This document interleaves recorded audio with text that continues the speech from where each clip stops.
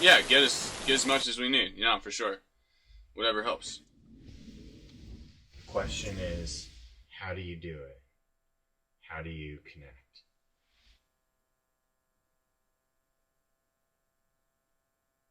Let's try it. People tell me sometimes I seem distant, and I tell them, look, that might be true, but the funny thing about being distant is sometimes giving people space can bring them closer to you. 'Cause when I'm possessive, I tend to be stressing, but when I can let go from the get-go, I find it easier to be myself with almost no exceptions. 'Cause when my expectations mess my days up, I can make a perfect situation worse in ways that I don't notice. 'Cause my anger warps perspective and perception. But if I try to make an effort to breathe, just let it be, love and detach, wait to react, patiently act, understand that other people truly aren't the same, then I can free myself and those around me from the torturous nature of my anxious, crowded mind, and not envelop them in all my sad and useless mental games.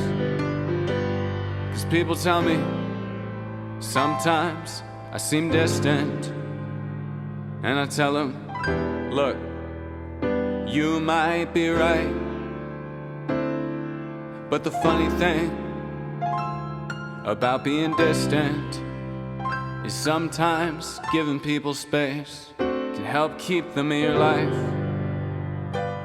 'Cause when I'm restrictive, I tend not to listen, but when I can break free from the systems I build inside my head to try to make sense of the world around me, then I can find a breath of air, escape the desperate snares of currents in the sea of my subconscious, where the tides of all my darkest fears still always try to drown me.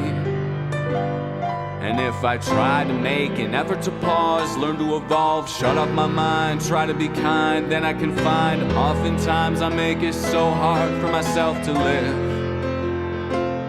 With all the overthinking that I'm doing, I can ruin any situation I could be improving if I learn to trust in other people and forgive. 'Cause people tell me sometimes I seem distant, and I tell them that might be true, but the funny thing about being distant is sometimes giving people space can bring them closer to you.